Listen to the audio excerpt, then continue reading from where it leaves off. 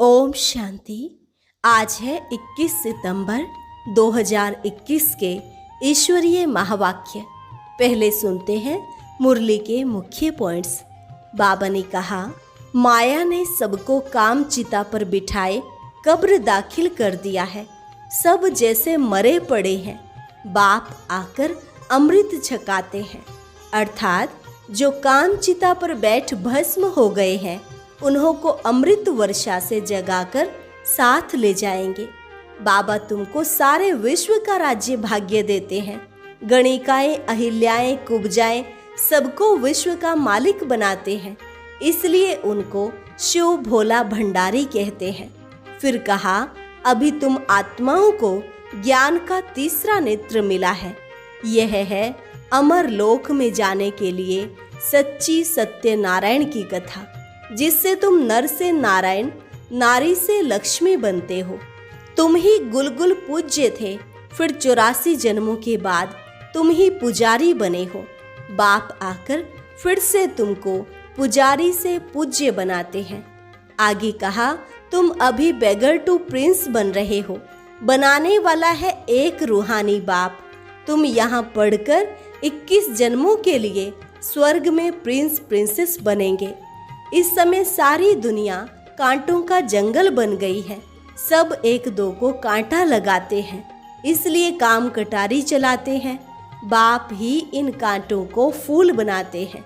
और लास्ट में बाबा ने कहा, बच्चे इस अंतिम जन्म पावन बनो। यह विकार पॉइजन है जो तुमको आदि मध्य अंत दुखी बनाते हैं। क्या तुम यह एक अंतिम जन्म इन्हें छोड़ नहीं सकते? मैं तुमको अमृत पिलाए अमर बनाता हूँ, फिर भी तुम पवित्र नहीं बनते हो। विकारों बिगर, सिगरेट बिगर, शराब बिगर रह नहीं सकते हो। और अब सुनते हैं महावाक्यों को विस्तार से। मुरली का सार। मीठे बच्चे, नाम रूप से न्यारी कोई भी चीज नहीं होती। आत्मा व परमात्मा को भी नाम रूप से न्यारा नहीं कहेंगे। उसमें भी अविनाशी पार्ट नूंधा हुआ है। प्रश्न, शिव बाबा को भोलानाथ कहकर याद करते हैं, उसे भोला क्यों कहा है?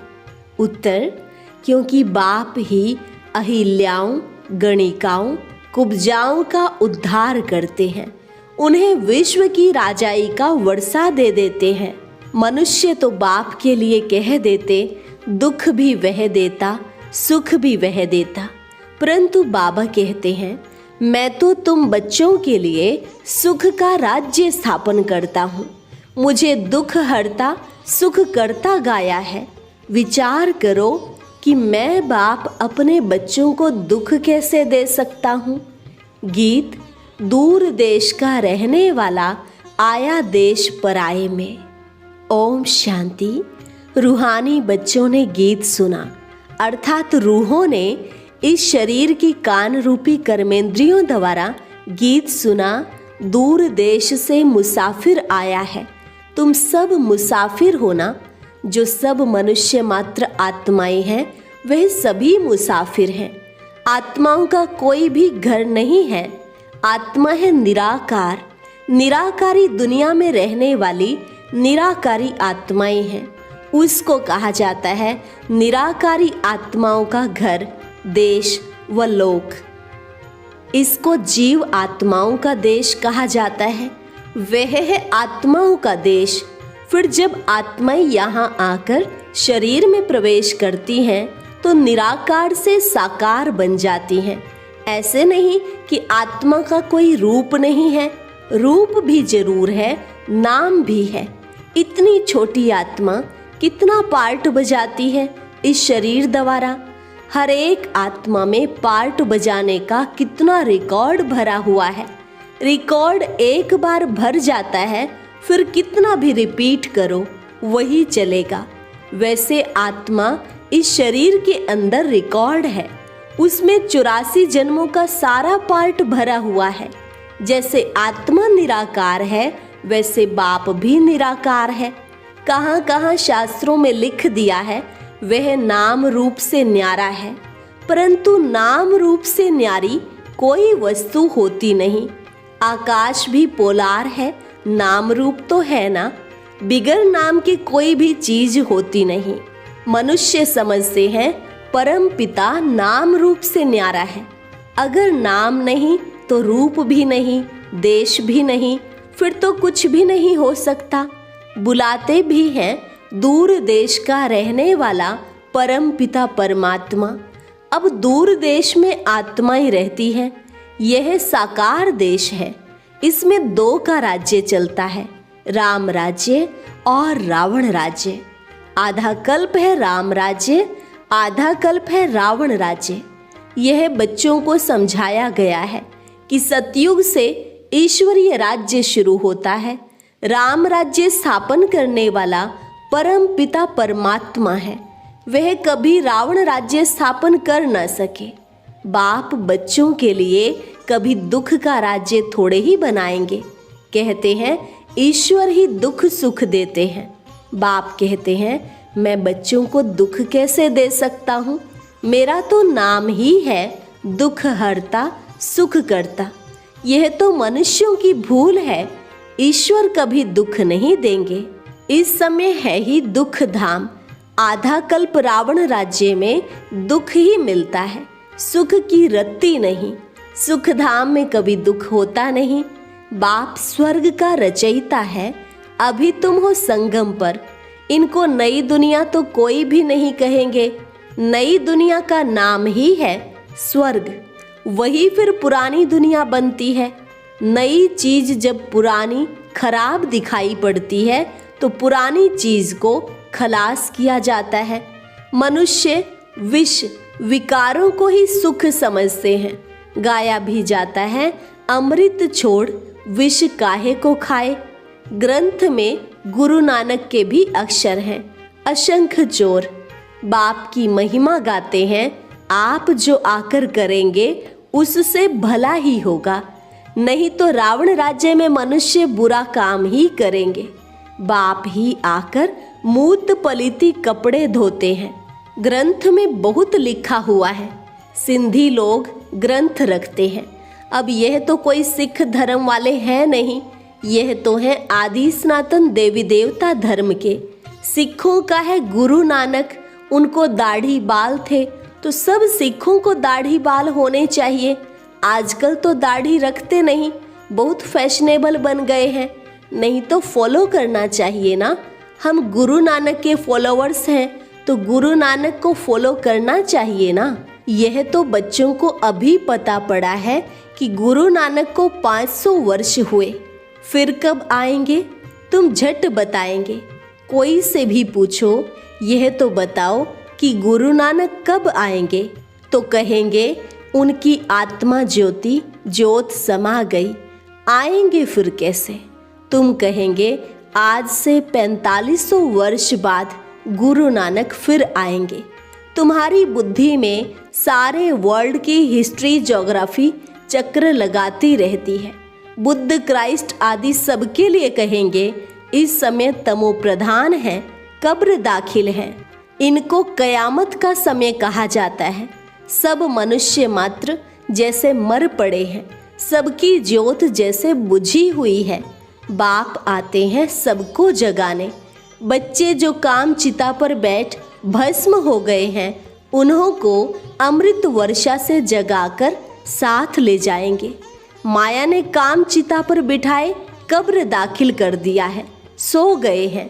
अब बाप अमृत छकाते हैं अर्थात पिलाते हैं। अमृतसर नाम इसलिए रखा है, बाप आकर अमृत छकाते हैं। अब कहाँ ज्ञान अमृत, कहाँ पाने की बात। सिख लोगों का बड़ा दिन होता है तो बड़ी धूमधाम से तालाब को साफ करते हैं, मिट्टी निकालते हैं। इसलिए नाम ही रखा है अमृतसर, अमृत का तालाब। अब गुरु नानक साहिब तो कोई ज्ञान सागर है नहीं, उसने भी बाप की महिमा की है। खुद कहते हैं एक ओंकार सतनाम, वह सदैव सच बोलने वाला है। सत्यनारायण की कथा है ना, सिंधुवर्ती लोग बाहर जाते हैं तो सत्यनारायण की कथा कराते हैं। समझते हैं सत्यनारायण की कथा से सेफ्टी से पार हो जाएंगे। अमर कथा, तीजरी की कथा, कितनी भक्ति मार्ग में कथाएं सुनते आए हैं। कहते हैं शंकर ने पार्वती को कथा सुनाई, वह तो सूक्ष्म वतन में रहने वाला, वहां फिर कथा कौन सी सुनाई।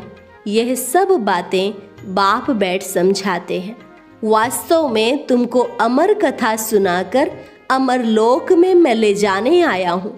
मृत्यु लोक से अमर लोक में मैं ले जाता हूँ। बाकी सूक्ष्म वतन में पार्वती ने क्या दोष किया जो आकर उनको कथा सुनाएंगे। अभी तुम समझते हो हम नर से नारायण, नारी से लक्ष्मी बनते हैं। यह है अमर लोक में जाने के लिए सच्ची सत्यनारायण की कथा, तीजरी की कथा। तुम आत्माओं को अब ज्ञान का तीसरा नेत्र मिला है। बाप समझाते हैं तुम ही गुलगुल पूज्य थे, फिर 84 जन्मों के बाद तुम ही पुजारी बने हो, इसलिए गाया हुआ है आप पे ही पूज्य, आप पे ही पुजारी। बाप कहते हैं मैं तो सदैव पूज्य हूँ, तुमको आकर पुजारी से पूज्य बनाता हूँ। कहते हैं हे राम आकर हमको पावन बनाओ। सब भगत पुकारते हैं, आत्मा पुकारती है ना, हे पतित पावन। अभी तुम समझते हो कि गीता कोई कृष्ण ने नहीं सुनाई है। पावन बनाने वाला एक ही परम पिता परमात्मा है, एक ही राम।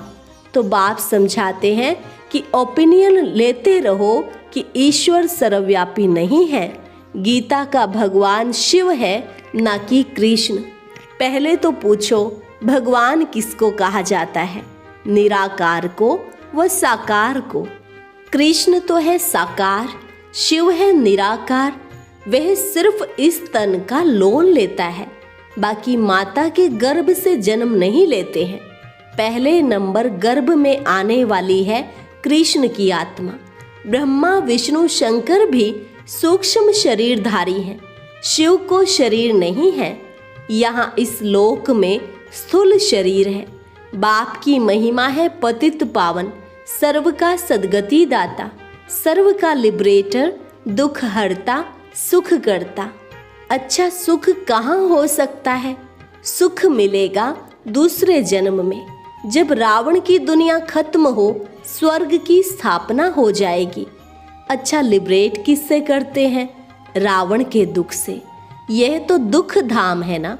अच्छा फिर गाइड भी बनते हैं। यह शरीर तो यहाँ ही खत्म हो जाते हैं, बाकी आत्माओं को ले जाते हैं, सबको दुख से छुड़ाए, पवित्र बनाए, घर ले जाते हैं। मनुष्य जब शादी कर आते हैं तो पहले होता है पति, पीछे होती है ब्राइड, फिर बारात होती है। अब तुम्हारी माला भी ऐसे ही है। ऊपर में है शिव बाबा फूल, पहले फूल को नमस्कार करेंगे, फिर युगल दाना ब्रह्मा सरस्वती, फिर हो तुम जो बाबा के मददगार बच्चे हो। फूल शिव बाबा की याद से ही सूर्यवंशी विष्णु की माला बनी है। ब्रह्मा सरस्वती सो लक्ष्मी नारायण बनते हैं। देवता, क्षत्रिय, वैश्य, शूद्र, फिर शूद्र से ब्राह्मण बन यह नॉलेज लेकर लक्ष्मी नारायण बनते हैं। यह माला उन्हों की बनी हुई है। यह ब्रह्मा सरस्वती ही राजा रानी बनेंगे।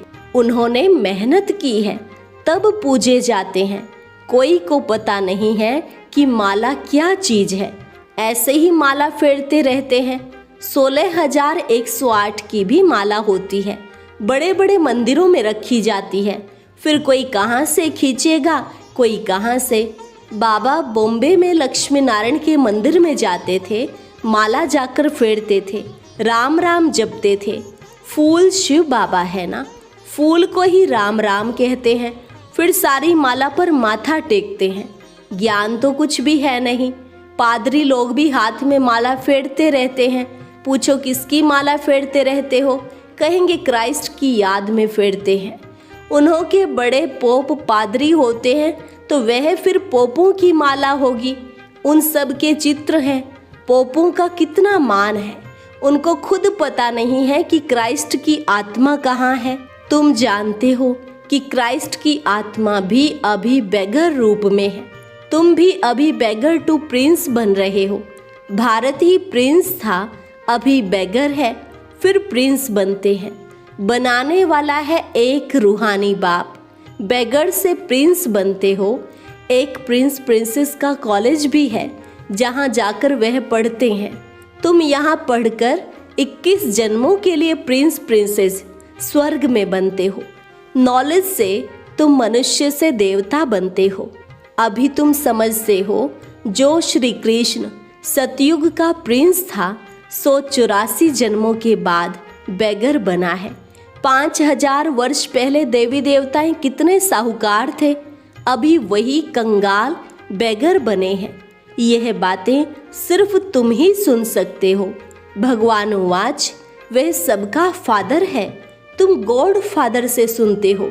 गीता में सिर्फ भूल यह कर दी है जो शिव भगवान वाच के बदले कृष्ण भगवान वाच नाम डाल दिया है, इसलिए गाया जाता है झूठी दुनिया।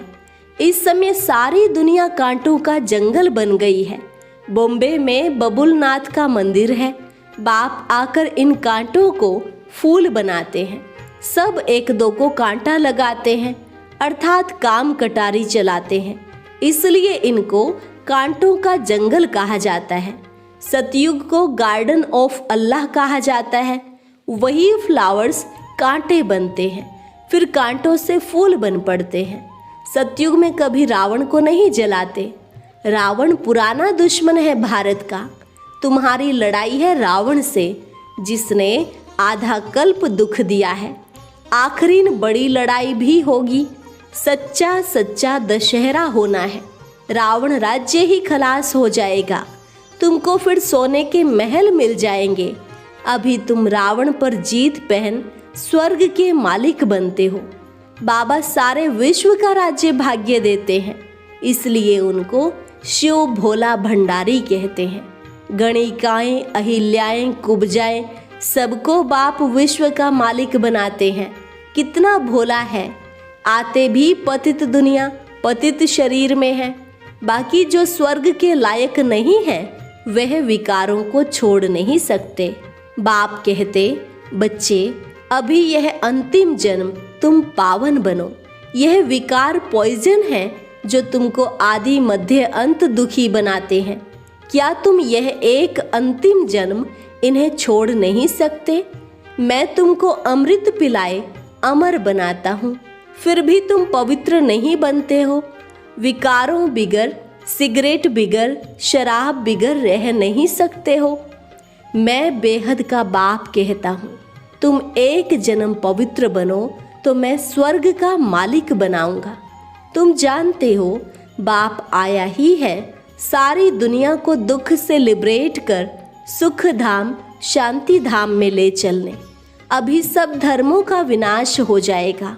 एक आदि सनातन देवी देवता धर्म की स्थापना होती है। ग्रंथ में भी परमपिता परमात्मा को अकाल मूर्त कहते हैं। बाप है महाकाल।